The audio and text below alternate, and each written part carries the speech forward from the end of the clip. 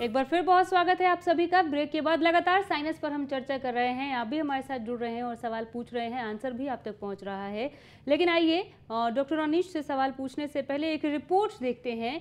ये जानते हैं कि क्या लक्षण होते हैं साइनस के, प्रिकॉशन क्या ले और घरेलू उपाय कुछ हैं क्या हैं, तो क्या देखिए रिपोर्ट।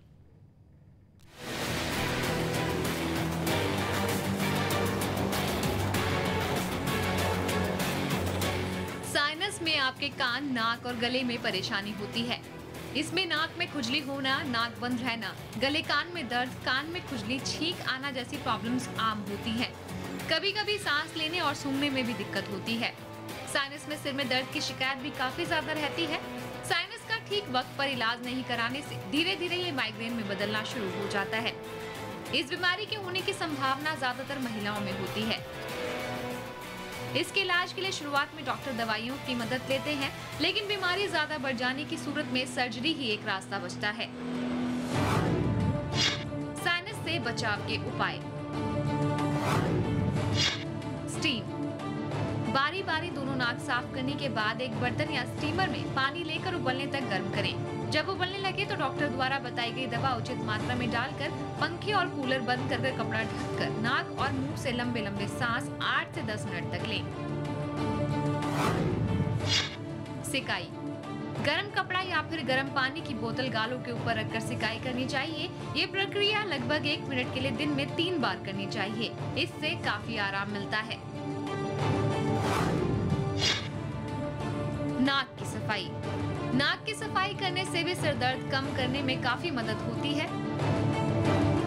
माना जाता है कि नाक की झिल्ली पर अनेक प्रकार के वायरस, बैक्टीरिया, फफूंदी, धूल मिट्टी के कण, एलर्जी करने वाले कण और धुआं आदि के कण होते हैं, जिनको साफ करने से बीमारी को आगे बढ़ने से रोका जा सकता है।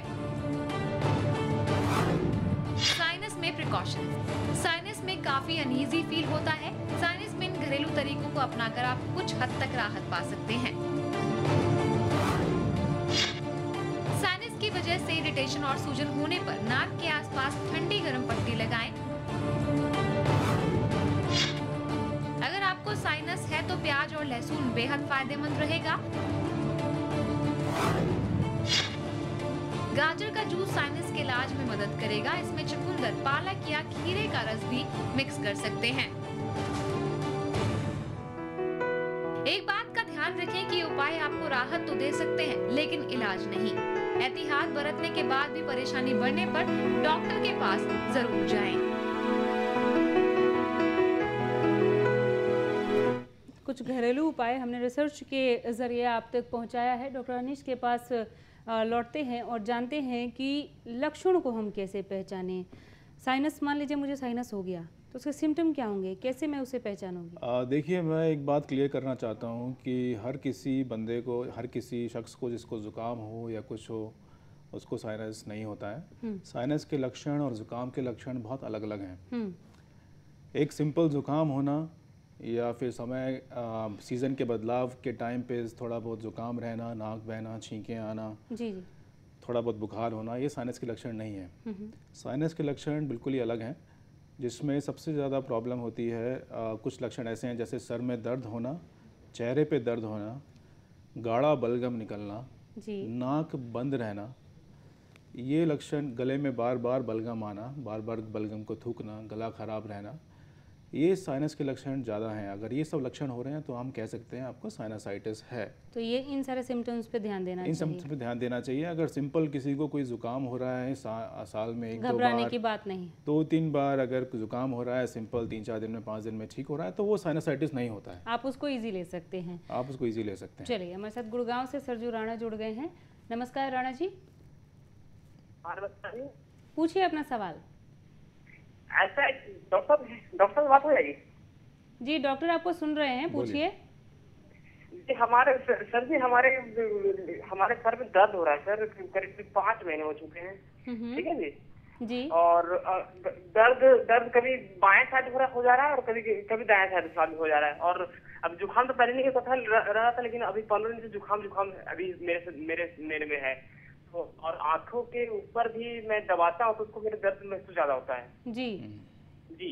उम्र कितनी है आपकी?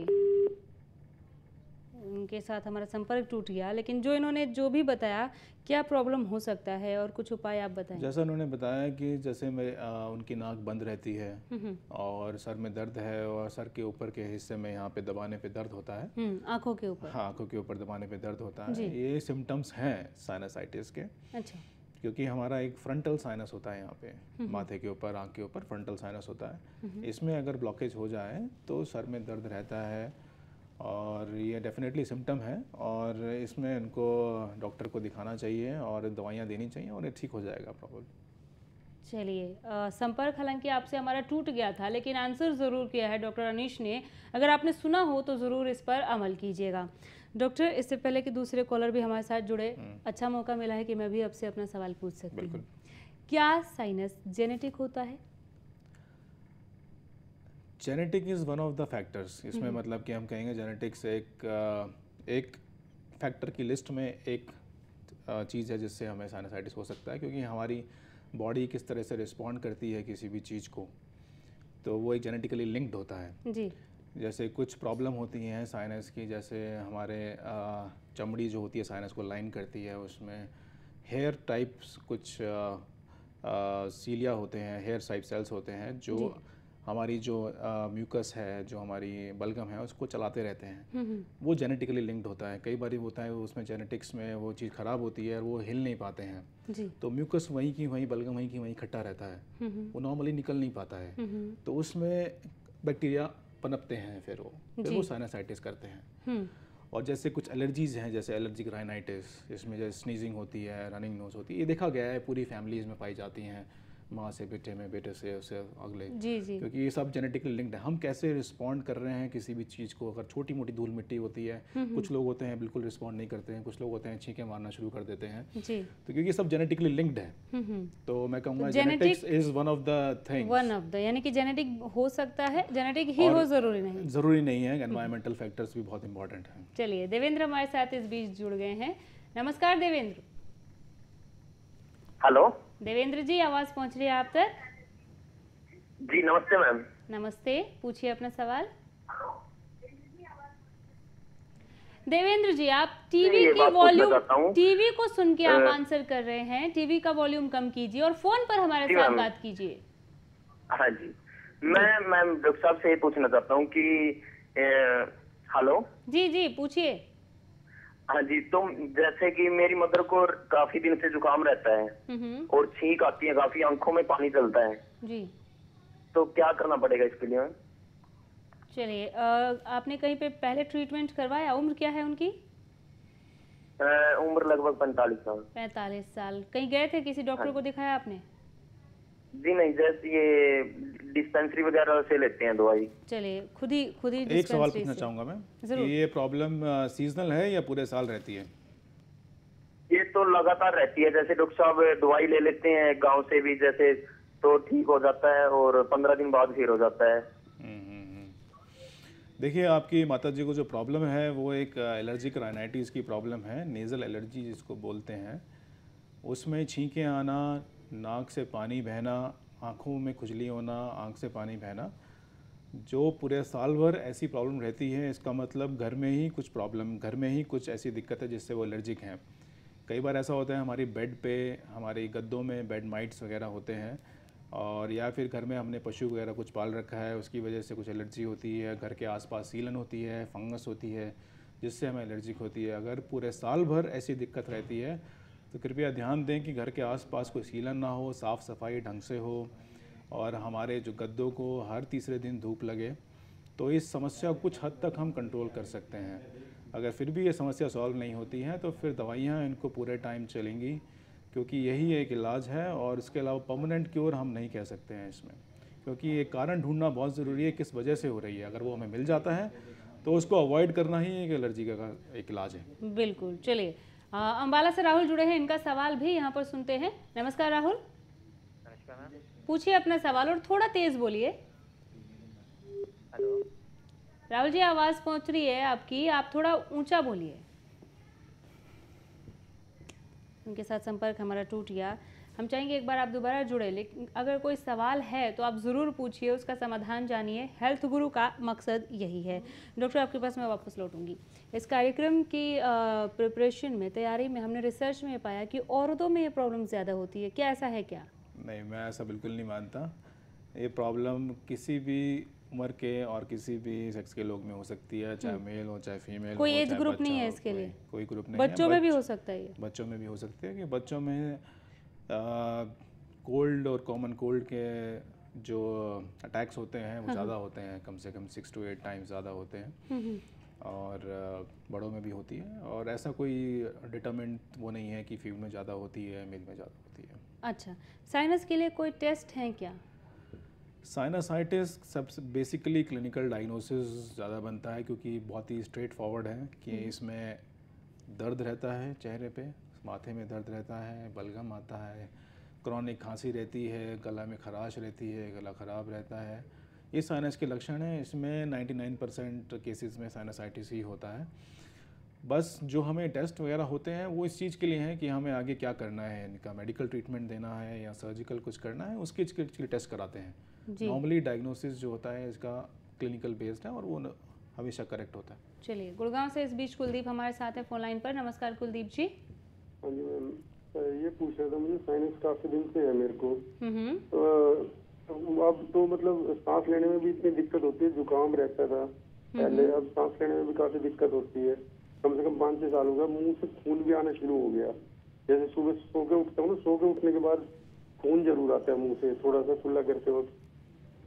अच्छा, क्या उम्र है आपकी कुलदीप जी? उम्र है 38 साल। 5-6 साल से आपको साइनस की प्रॉब्लम है या अभी जो ना, ये जो जुकाम रहता था, जुकाम की प्रॉब्लम है 10 साल से मैम। अच्छा। फिर ऐसा पता चला कि साइनस है, ये अपने आप ठीक हो जाएगा कुछ दिन से में, लेकिन कुछ ठीक नहीं हुआ। मैंने ट्रीटमेंट भी बहुत कराया, ये जो नाक का ऑपरेशन होता है वो भी करा लिया, लेकिन कुछ फर्क नहीं पड़ा किसी चीज। डॉक्टर अनीश से जानते हैं क्या समाधान हो सकता है इनकी? जी, देखो 10 साल से इनको प्रॉब्लम है और प्रॉब्लम बढ़ती जा रही है। प्रॉब्लम स्टार्टिंग में तो खैर ज़ुकाम वगैरह की प्रॉब्लम रही होगी, धीरे धीरे जो साइनसाइटिस इनको बन गया। और उसमें इन्होंने ऑपरेशन कराया, ये मैं नहीं जानता क्या ऑपरेशन कराया है, बट जो इनकी परमानेंटली नाक बंद रहती है, जो सांस मुंह से लेते हैं, उसमें कई सारे कारण हो सकते हैं, जैसे नाक की हड्डी का टेढ़ा होना या फिर कुछ नाक की बनावट ऐसा होना अंदर से कि ब्लॉकेज हो, या फिर पॉलिप्स हो, या फिर हमारे नाक की साइडों में मस्से होते हैं वो बहुत बढ़ जाते हैं क्रॉनिक इन्फेक्शन में, क्रॉनिक एलर्जी में, जिससे कि सांस बिल्कुल भी नहीं आता है नाक में। तो मैं ये समझ सकता हूँ कि जो पहले ऑपरेशन हुआ है वो शायद कामयाब नहीं रहा, या फिर उसका दोबारा से कुछ इफेक्ट आ गया, या फिर उसमें उन चीज़ों को डील नहीं किया गया जो चीज़ डील करनी चाहिए नॉर्मली ऑपरेशन के अंदर। इनको ज़रूरत है, अगर परसिस्टेंट ब्लॉकेज अगर ये लगातार रही तो इनको और ज़्यादा कॉम्प्लिकेशन हो सकती है, जैसे ऑब्स्ट्रक्टिव स्लीप एपनिया बोलते हैं, रात को खराटे मारना और सांस में दिक्कत होना रात में। तो मैं चाहूँगा कि एक सीटी स्कैन करा के और ये ENT स्पेशलिस्ट से ज़रूर मिलें और इसका समाधान जल्दी कराएं। चलिए, रेवाड़ी से अंकुश का सवाल भी यहाँ पर सुनते हैं, उन्हें भी आंसर करेंगे। नमस्कार अंकुश। बात करने से पहले ही संपर्क टूट गया इनके साथ। दूसरे दर्शक भी हमारे साथ जुड़ सकते हैं, अभी भी समय है और नंबर्स भी आपकी टीवी स्क्रीन पर आप देख पा रहे होंगे। सारी फ़ोन लाइन्स हमारी खुली हुई हैं, ज़रूर फ़ोन उठाइए और सवाल पूछिए। डॉक्टर, हम बात कर रहे थे रिसर्च के दौरान कि महिलाओं को ये ज़्यादा होता है या नहीं। आपने कहा हर एज ग्रुप को, हर एक लिंग को हो सकता है, पुरुष में भी और महिलाओं में भी, बच्चों में भी होता है ये प्रॉब्लम, तो काफ़ी ज़्यादा उनको परेशानियों से गुजरना पड़ता होगा।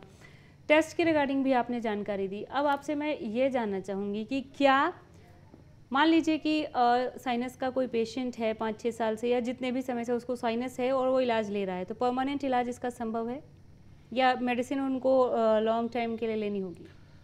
देखिए, साइनस की जो प्रॉब्लम है, साइनसाइटिस जिसको बोलते हैं, उसमें बहुत सारी चीज़ें हैं, जैसे कि नाक की शेप अंदर से कैसी है, बनावट कैसी है, उसमें कोई ब्लॉकेज तो नहीं है, और सिर्फ वही एक कारण हो सकता है, तो उसको डील करें तो बिल्कुल ठीक हो जाएगा जी। उसके साथ साथ अगर बनावट के साथ साथ एलर्जीज़ कुछ साथ में हैं, जैसे छींकियाँ आना, नाक बहना और ये सब कुछ, तो उस केस में एलर्जीज़ को बॉडी से ख़त्म करना बड़ा ही मुश्किल होता है, उसके लिए लगातार ट्रीटमेंट की ज़रूरत होती है। तो उसमें अगर हम कुछ प्रोसीजर भी करते हैं उसके बाद भी कुछ ट्रीटमेंट, मेडिकल ट्रीटमेंट की ज़रूरत पड़ती है ताकि एलर्जीज़ कंट्रोल में रहें और साइनसाइटिस ना बने। तो ये सब चीज़ें हैं जिन पे हमें ध्यान रखना चाहिए। चलिए, राहुल हमारे साथ एक बार फिर से जुड़े हैं, पूछिए अपना सवाल राहुल। हेलो जी राहुल जी, आवाज़ पहुंच रही है आप तक? जी जी, आप सवाल पूछिए अपना। नमस्कार डॉक्टर साहब। नमस्कार। जी जी जी, TV set Rahul ji, TV set का वॉल्यूम सुनकर आप आंसर कर रहे हैं, बेहतरीन संवाद स्थापित नहीं हो सकता। आप टीवी सेट का वॉल्यूम कम कीजिए और फ़ोन पर कंसंट्रेट कीजिए, उसी पर बात कीजिए। जी जी जी जी, डॉक्टर साहब मुझे तनाव बहुत रहता है। तनाव बहुत रहता है? जी हाँ, सिर में दर्द, तनाव रहता है। जी, थोड़ा ऊंचा बोलिए। हेलो, चलिए, ये कह रहे हैं कि इनको तनाव बहुत रहता है, सिर में दर्द बना रहता है, तो क्या ये साइनस से जुड़े हुए कोई लक्षण हो सकते हैं क्या?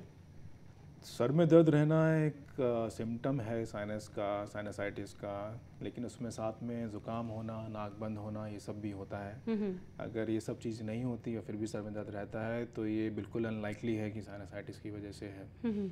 अगर इनको ज़ुकाम नहीं है और उसके बाद भी सर में दर्द होता है तो आप एक बार ज़रूर अपने किसी और फिजिशियन और न्यूरोलॉजिस्ट को दिखाएं। एक बार दिखा लेना चाहिए। वैसे भी अगर ज़ुकाम नहीं भी है और सिर में दर्द बना हुआ है, तनाव है, तो ज़रूर डॉक्टर के पास जाना चाहिए। चलिए, डिम्पल हमारे साथ कैथल से है। नमस्कार डिम्पल जी। नमस्कार मैम। पूछिए अपना प्रश्न। हाँ मैम, मतलब मुझे छींकें बहुत ज्यादा स्टार्ट होती हैं और इतना ज्यादा मतलब नाक से पानी बहता है। रात को जैसे आराम से सोई हूँ मैं, एकदम से उठी हूँ तो उसके बाद ऐसी स्टार्ट होती हैं छींकें, बंद होने का नाम ही लेती। डिम्पल जी, जब मौसम बदलता है तभी ऐसी प्रॉब्लम होती है या हमेशा से है? मेनली तभी होता है, लेकिन सडनली कई बार ऐसा होता है जैसे रूम से बाहर निकले, अंदर एकदम खाना बनाने के बाद आए, एसी चल रहा है, कूलर चल रहा है, फैन चल रहा है जी, तो दिक्कत एकदम से ऐसी स्टार्ट होती है, सांस ऐसा दब जाता है ना, बिल्कुल बहुत मुश्किल हो जाती है। चलिए, डॉक्टर अनीश कुछ बताएंगे अगर आप कुछ पूछना चाहें इनसे। देखिए, इनका स्ट्रेट फॉरवर्ड प्रॉब्लम है एलर्जिक राइनाइटिस की, नेज़ल एलर्जी की, इसकी चर्चा चल रही है अभी तक। नाक बहना, स्नीजिंग होना, ये सब चीज़ें होती हैं हमारी। कुछ ना कुछ एनवायरनमेंट में कुछ एजेंट हैं जिसको एलर्जन बोलते हैं, जिसकी वजह से प्रॉब्लम होती है। अगर सीजनल है, अगर ये आइडेंटिफाई कर सकते हैं, अगर ये पहचान सकते हैं कि इस चीज़ से प्रॉब्लम होती है, या फिर जैसे मार्च अप्रैल के महीने में अगर होती है, अगर पोलन जिसमें ज़्यादातर निकलते हैं, तो हम कह सकते हैं पोलन टाइप ऑफ एलर्जी है। और अगर उस चीज़ को हम अवॉइड करें तो बेसिकली यही इलाज होता है। अदरवाइज़ जिस समय और जिस सीज़न में इनको एलर्जी होती है उस समय उनको अपना ट्रीटमेंट स्टार्ट कर देना चाहिए ताकि वो ये प्रॉब्लम जो हो रही है उससे बच सके। चलिए, दूसरे दर्शक भी हमारे साथ जुड़ सकते हैं, लेकिन मैं अपने सवाल यहाँ पर ज़रूर पूछना चाहूँगी। आपने कहा कि अच्छी रिपोर्ट थी, दूसरे रिपोर्ट के बारे में भी आपसे ज़रूर प्रतिक्रिया लूँगी। उसमें कुछ हमने घरेलू उपाय दिखाए थे, क्या आप उन उपायों से सहमत हैं या कुछ और रेमेडीज़ हो सकती हैं, कुछ और बताना चाहेंगे क्या? घरेलू उपाय जिस तरह से स्टीम इनहेलेशन है वो बहुत ही बढ़िया उपाय है, क्योंकि स्टीम से हमें हाइड्रेशन मिलता है। एक जो भी बलगम होती है वो आराम से निकल जाती है, जमी और साइनसाइटिस बच सकता है उससे। और दूसरा, अगर हम नाक को जलनीति की तरह से नमक के पानी से इरिगेट करें तो उससे भी काफ़ी समस्या हमारी सॉल्व हो सकती है जी। और जैसे इन्होंने बताया गाजर और ये सब जूसेस वगैरह इसका इस्तेमाल कर रहे हैं, तो मैं कहूँगा कि ये कंट्रोवर्शियल रिपोर्ट्स हैं। कुछ बोलते हैं जैसे विटामिन ए, सी, और क्योंकि गाजर में विटामिन ए वगैरह होता है, जी जी, ये सब एंटीऑक्सीडेंट्स वगैरह होते हैं और ये हमारी स्टडीज़ में भी है, वो चमड़ी को एकदम मजबूत रखते हैं, एंटीऑक्सीडेंट रहते हैं। कुछ स्टडीज़ बोलती हैं कि इनका उपयोग करने से फ़ायदा होता है, अटैक्स कम होते हैं, कुछ कहती हैं नहीं होता है ऐसा कुछ, लेकिन सेवन करने से कोई मतलब नुकसान नहीं है, कर सकते हैं गाजर का जूस और ये सब चीज़ें, जिससे विटामिन ए मिले, सी मिले जी, और ये सब चीज़ें मतलब हेल्पफुल हो सकती हैं। खान पान उनका कैसा हो? और खान पान में जैसे फ्रूट्स ज़्यादा हो जिसमें एंटीऑक्सीडेंट्स होते हैं वो ज़्यादा हों, क्योंकि यही जो कि तुम्हारे ऑक्सीडेंट्स होते हैं यही हमारे बेसिकली प्रॉब्लम करते हैं नाक के अंदर। अगर हम एंटीऑक्सीडेंट्स की मात्रा फ्रूट से बढ़ाएं करें और ये सब चीज़ें करें तो डेफिनेटली कुछ हद तक हम इसको लिमिट कर सकते हैं। चलिए, ब्रेक के दौरान चूंकि आपने कॉलर को आंसर किया था तो आपने जो नमक के पानी से नाक साफ करने की बात कही थी, मैंने आपसे पूछ लिया, जान लिया कि कैसे करें और कोई नुकसान तो नहीं है। एक बार दर्शकों को भी बताएं कि कैसे किया जा सकता है अगर बलगम ज़्यादा बनता हो तो बलगम ज़्यादा बनता है तो नमक के पानी को आप आधा गिलास पानी में आधा चम्मच नमक मिला के उसको 20 ml की सिरिंज लेके नाक में पुश कर सकते हैं ताकि वो बलगम की सफाई कर सकें। इसको अगर हम डेली भी करें तो कोई नुकसान नहीं है और इसको साइनस रहता है हमेशा भी कर सकता है वो। ब्लड प्रेशर के मरीज़ों को थोड़ा सा कम करना चाहिए क्योंकि नमक की मात्रा ज़्यादा हो जाती है उस केस में। बाकी ये बहुत ही अच्छा तरीका है नाक को साफ़ करने का, साइनसिस को वेंटिलेट करने का और साइनस के अटैक से बचने का। चलिए डॉक्टर, बहुत कुछ ज़्यादा जानने को मिला, रिसर्च से भी कहीं ज़्यादा, लेकिन फिर भी एक क्लोजिंग टिप्स तो मैं आपसे लूँगी। ये रिवाज रहा है हेल्थ गुरु के इस मंच का। साइनस के पेशेंट को बचाव के लिए या फिर साइनस से बचने के लिए दूसरे लोगों को क्या मैसेज देंगे आप? साइनस से बचने के लिए अगर अब ज़ुकाम आपको होता है और जो लंबे समय तक रहता है, कृपया इसको इग्नोर ना करें और कुछ जैसे आप होम रेमेडीज़ और हेल्थ टिप्स आपको दी गई थी चैनल के थ्रू, जैसे कि स्टीम लेना और नमक के पानी से सफाई करना, ये सब चीज़ें ज़रूर करें जी, ताकि हम साइनसाइटिस के अटैक को बचा सकें। और अधिक मात्रा में फ्रूट्स और सैलड्स का सेवन करें और जैसे फास्ट फूड आइटम्स वगैरह अवॉइड करें। स्टीमिंग बहुत हेल्पफुल है, अगर आप जब भी थोड़ा बहुत ज़ुकाम हो भाप ले सकते हैं।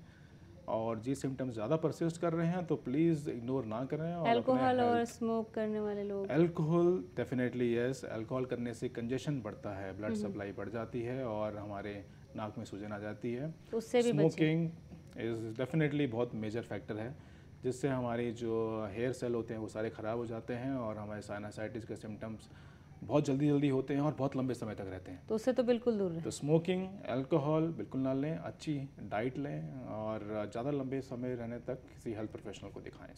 चलिए, बहुत ही बेहतरीन चर्चा रही आपके साथ, बहुत धन्यवाद स्टूडियो में आने के लिए।